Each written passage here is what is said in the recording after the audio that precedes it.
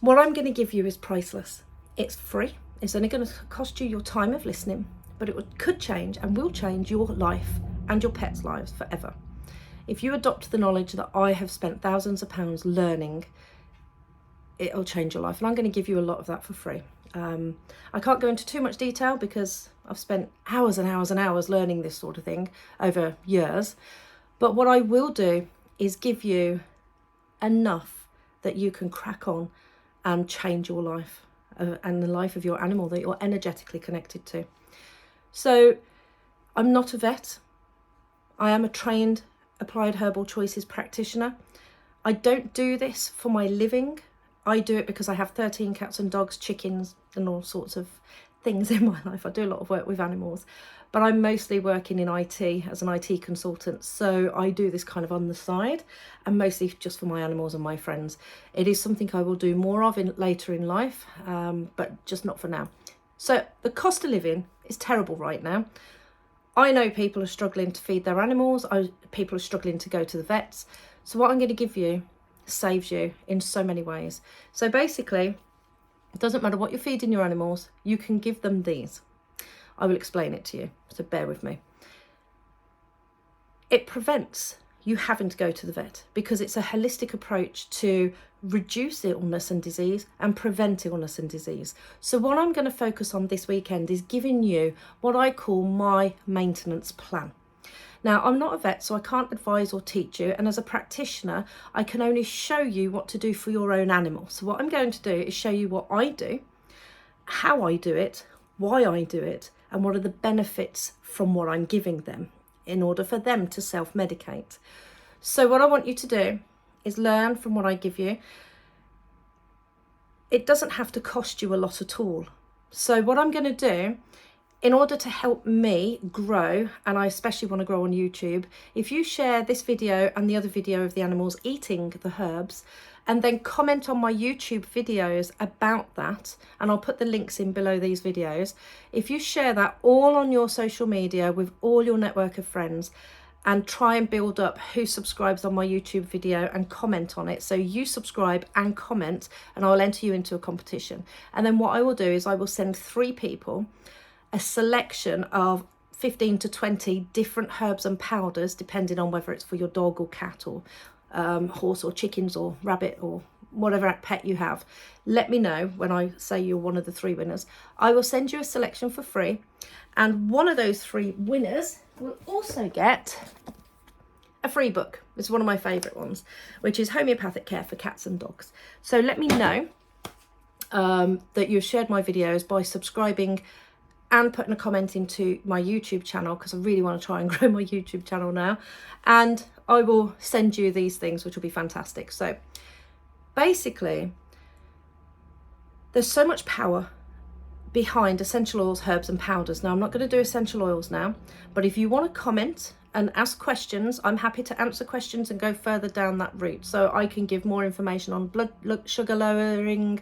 I can give I can't talk. I can give information on hormone balancing, so or anxiety and things like that. So I'm happy to do a few more videos if you would like. If there's enough demand for them and people ask enough questions, then I'll put the time in to do another video. This one is general maintenance, and you'll see that my cats dive in there as soon as I put these things down for the dogs. So the cats love it too. Every animal loves it. The squirrel loved it, so it's fantastic. So I had a squirrel throwing itself up at my window the other day, belly first. I put a little video on there. And yeah, it had a very stressful morning. So just randomly, I never get squirrels in my house because my garden is cat enclosed, so nothing comes in my house because I've got 8 big cats, so they're not stupid enough to jump into my garden. And nothing comes at the front of my house because it's a road and fields all around me. So I don't see squirrels until I walk down to the river. So I never ever get squirrels. So then to sit there in the morning reading on my sofa, and this squirrel just throws itself up at my window and its belly, and it's trying to get, and it's talking to me, and I'm like, oh, so cute. So I then just give some herbs and powders to the little squirrel because he's very anxious, had a very hard morning. So I love all these things. And if I go walking with the dogs and I see that there's a rabbit with myxomatosis, Mixie, can't remember what it's fully called. So if a rabbit has Mixie, I'll then pop back later and drop a few herbs down for the rabbit. So I love what I do. Now, I have a lot of friends with different beliefs. that swing from one extreme to another. And I also have some Christian friends who may think that people like me are a bit of a witch. Quite frankly, I'd be proud to be a witch. I'm sure I've been burned in previous lives somehow, but yeah, in the olden days, women who made tinctures or did herb things were often burned as witches because they were just scared of that sort of thing. But even in the Bible, I think it's Psalm 104:14, it says herbs are given to man as a service, for us as a service. So there's nothing witchy or wrong or bad with it, unless you're happy with that. So if you are a white witch and you love what you do, then it's fantastic being a witch, and you can do that because herbs and powders are fantastic.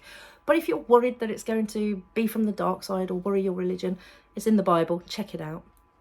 And so you can put all those worries away. It's safe for everybody to use. It's not going to harm anyone. It's not black magic. This is natural herbs that grow on our planet. Fantastic for you. So if you're young, tell your parents about this video. If you're older, share it with your friends.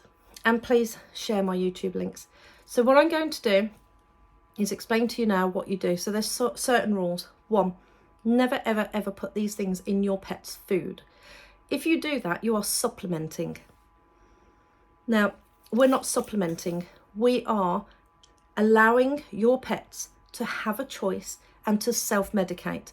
So what you're doing is you're providing choice. You're providing them a selection to choose from. Animals have an innate understanding of what their bodies need.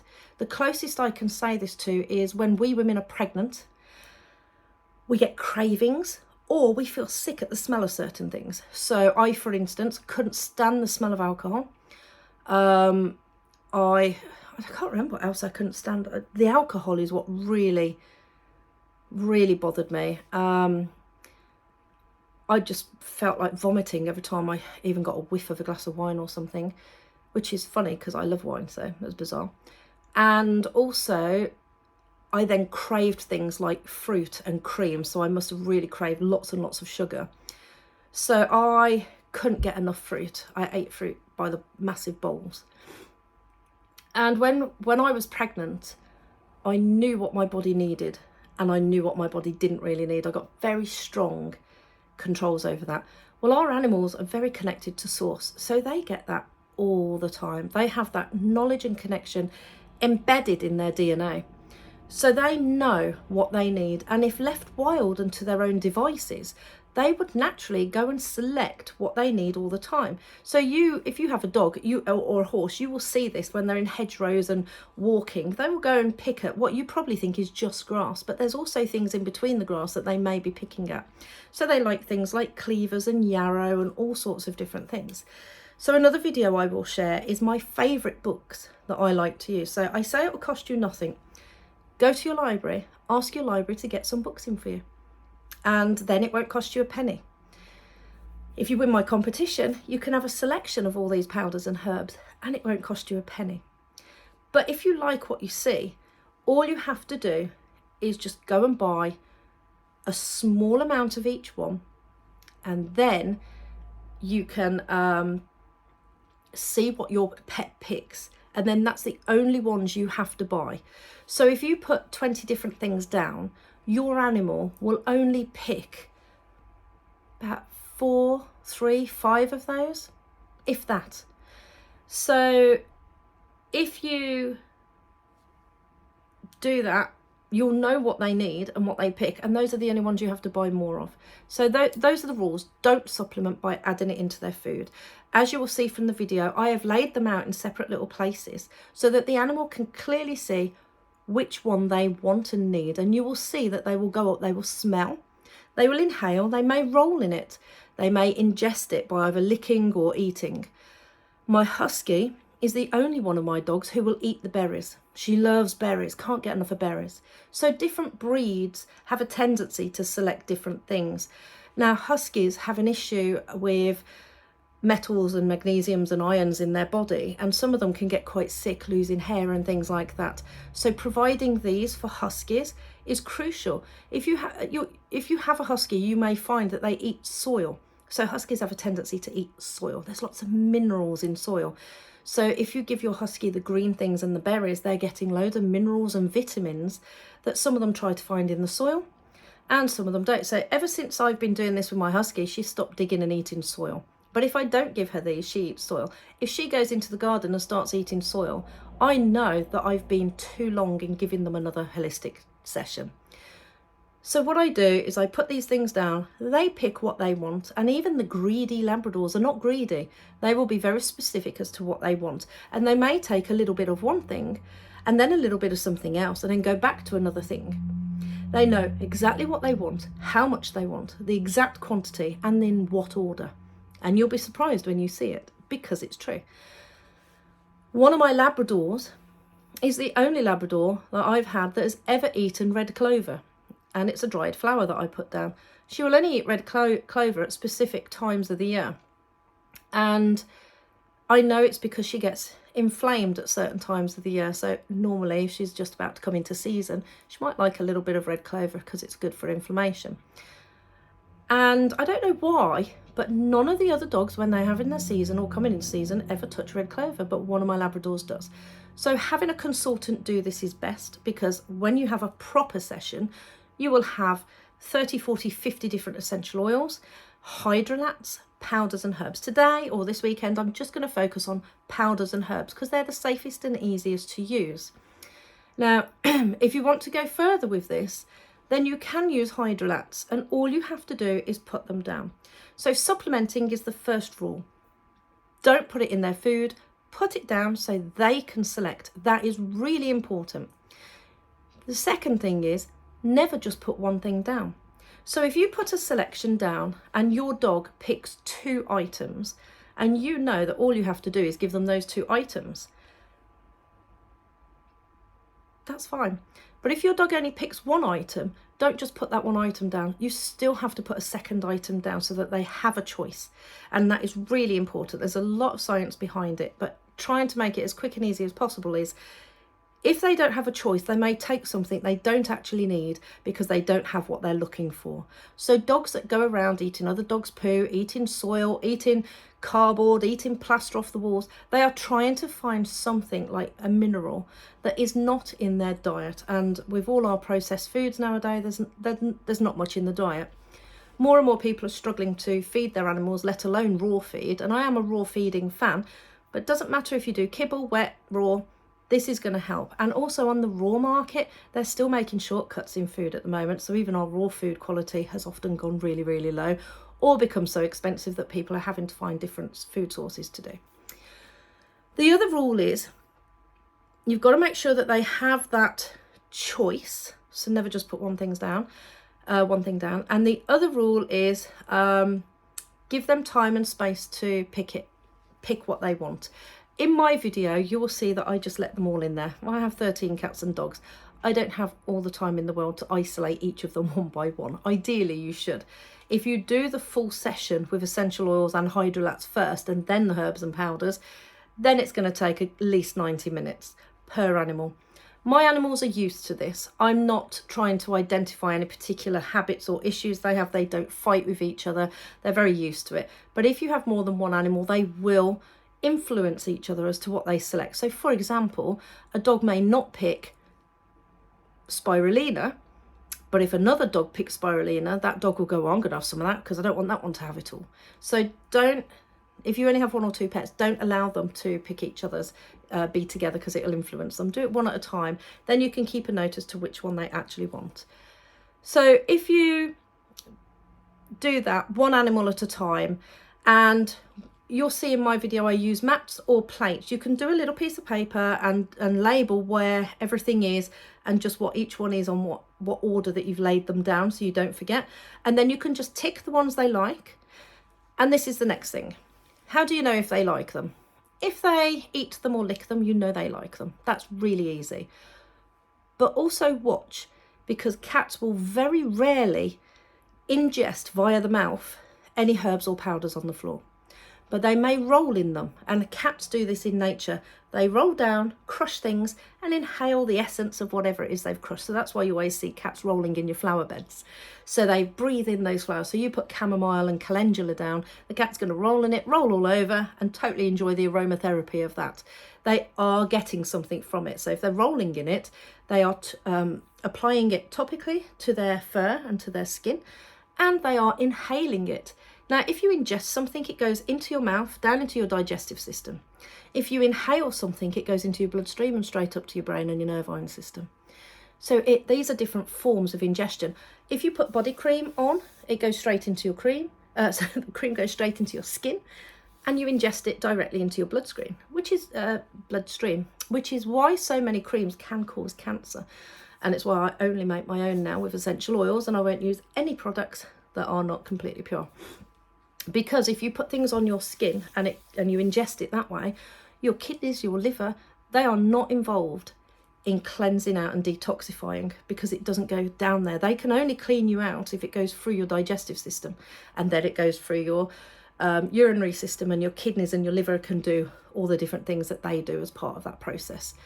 But if you put it on your skin, none of that system, your digestive system, your urinary system, they're not involved and engaged in that job. So you're just putting it straight in your bloodstream. It's got nowhere to go. So be really careful about things like that. But with these, they are healthy. So if your dog or cat rolls in it, it's good for them. They are just taking it in through their in through their skin and fur. And they know which way they want to do it. With dogs and horses, when they lick, they will lick with the front or the back part of their tongue. And if they lick with the back part of their tongue, it's because they want to take it in faster. So it's really fascinating, because they do know what they want and how they want it. It's just fascinating. So allow them to just be who they want to be, do whatever they want to do in the way that they want to do it. And you'll see in my video that one of my dogs, loads of my dogs actually, but this one in particular, she's terrible for licking green powders, and then she soothes and licks and spreads it all on her leg. Now, when a dog is stressed, anxious, or in pain, they quite often lick their paw or their leg. So when they rub these minerals into their leg, they're self-soothing, and it's helping them with their emotional and physical pain. So it's really sweet. So a lot of them will apply it topically onto their leg, not just lick it. So they lick it, get a really green tongue, and then put it onto their arm. And that's all normal. It's what they like to do. Another normal thing is for them to have a bit of a reaction for a day or two afterwards. So better out than in, might be a bit of the runs, or might be a bit of vomiting if they need to purge something out. And even if they're releasing trauma, sometimes they can just vomit. This is normal for a day or two. Doesn't happen that often, but if you think that they're not used to taking herbs and powders or inhaling essential oils, I had a cat once that only inhaled essential oils but had diarrhea the next day. Perfectly fine, but you would be surprised that she hadn't even eaten anything, so to speak, and still had diarrhea, because you associate with cats and dogs that they have to eat something to get the runs. If they release emotional trauma, it's releasing. So better out than in. Don't worry about that for a day or two, but keep an eye on them and make sure there's plenty of water and liquids around. I can show you some essential oils, but it's better to have a practitioner do it. But if there's enough demand, I'm happy to show you that as well. We'll just start with herbs and powders for now, because I want you to help keep your animals healthy. Avoid vet bills, and I'm not saying avoid going to the vets. Oh, why can't I talk today? I'm not saying avoid going to the vets. I'm saying keep your animals healthy so you don't need to go to the vets. That's the crucial role. It's always best to avoid needing a doctor or a vet and being healthy, right? So I hardly ever go to the vets now, and my animals are never sick. And if they get a tummy bug or a virus, I either don't really notice or they're over it super fast, because I always put these things down, and I'm going to show you in the video at the end a list of the ones that you should pick always to have in your home at all times, because if they have to go on drugs, if they have to have vaccines, if they have to if you go on holiday and they eat something from somewhere because your home and garden isn't as safe as when you're at home, and then they get ill, take these ones with you. Just take them. This is like my first aid DIY kit. And this is what I'm going to give to you today. The ones that you should have around your house all the time to offer your animals. And you can offer these. I tend to do it every term. So when my children go back to school, I put everything down. So that's what I've done this month. They're going back to school in a couple of weeks. I thought, right, put everything down. Is there anything they need? So what do you do then? And these are the rest of the rules. You put them all down. You note what ones they choose. And then you offer the ones they choose every single day until they no longer choose them. And you eliminate them. So if they pick 5, you put 5 down tomorrow. If they still pick a little bit, inhale or eat one of those 5, put a little bit down the next day. You don't have to throw it away each time either. You can cling wrap it or whatever. Obviously cling film's not that healthy, but plastic isn't either. So glass containers or, whatever you can manage. And then say on day 3, they only pick 3 of those 5 items. So then on the next day, don't offer the 2 that they didn't pick. And you do this until they no longer want any more. So when they've selected something, they normally then pick those items for 2 to 10 days on average. And then they don't need them again. And you can then offer it monthly or termly, like I do every term. Just before term, it's Zoopharmacognosy Day, maintenance day. If your animal is unwell, so my dog stole some chocolate, not a lot of chocolate, and it was only milk chocolate, not dark chocolate, so it's less toxic. And chocolate is one of those things where it's quantity, whereas they can have 1 dried raisin and die, but with chocolate they have to have enough to their body weight for making it toxic. So she hadn't eaten that much chocolate for me to worry about it, but I knew it would still be a bit hard on her body. So I put all the stuff down and she ate things that she would never normally choose. And she just did that for 2 weeks. So any change, if they've been ill or anything, just put it down, see what they need, because they might need something different. And that is why having a consultant is really good, because a consultant will give you far more choice, because we carry more products. I have £1,500 worth of essential oils, herbs and powders in my house, and I then will just see who wants what. I think that is about it.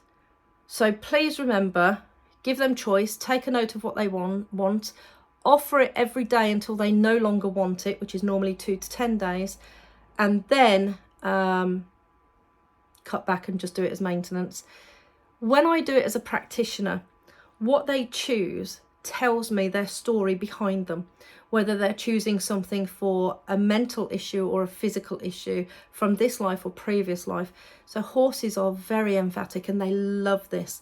And I've watched horses take the essential oils in and they just disappear to another planet. It's beautiful to watch.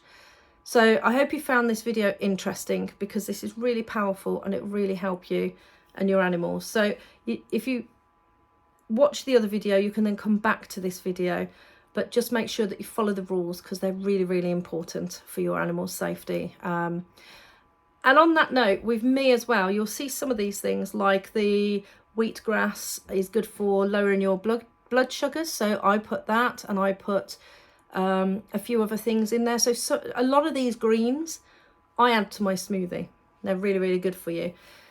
So yeah, they're fantastic. And I'll put the link in below to the YouTube channels for you to share. And please remember, subscribe and comment to my YouTube to be one of the 3 winners to win a selection pack that I'll send to you, and you can do it in the comfort of your own home. And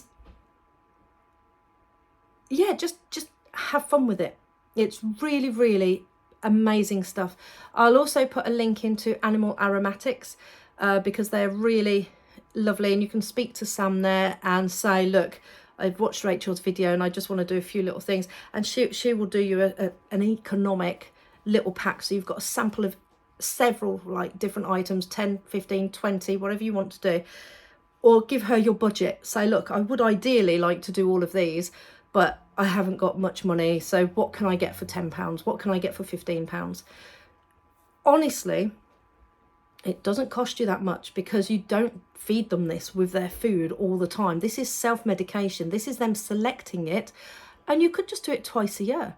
You could just do it once a year. the more you do it, the more vitamins and minerals you get in their system. And the thing is, when the FDA approves something like vitamin C in processed foods, it has like 2 or 3 components of vitamin C. But if you have something like rosehip shells, that has 5 components of vitamin C in it. So natural vitamin C from rose hips has 5 components in it. But the FDA will sign off vitamin C or vitamin D, or yes, it's got this in it, with hardly any of the full components in, and they're probably synthetically made, plus they're heavily heated and dried out, so you lose really what they are. They also don't know how long these vitamins and minerals last when they're packaged, and when you open that package, that, you know, so you can't guarantee that they're getting the vitamins and minerals that you want. If you do this, you are giving your animals natural, healthy vitamins and minerals, loaded with vitamins and minerals. Your animals will stop eating soil. Your animals will stop eating other dogs' poo. Well, some of that is control, so there's different reasons for that as well. But if it's looking for food that it's not getting in its day-to-day diet, this will sort all that out. It's fantastic. So I know this has gone on for a little bit, but there's so much to talk about and teach in this, and there's so much I haven't shared, but I think that gives you the essence and enough to look at this and the other video and be able to do this at home. If you have any questions, if you'd like to hear any more, put it in the comments. I will read them and look at them, and as they build up, I will see if there's enough demand for certain ones. And I will do the competition. Today is Sunday, so Friday, 5 days from now, everyone who has subscribed and shared, I will pick 3 winners out and say thank you very much for helping me grow my followers. And yeah, just please share everywhere. But I will go by the YouTube subscribe and comments as to who goes into the hat to win. So I hope you enjoy this, and here comes the next video. Enjoy.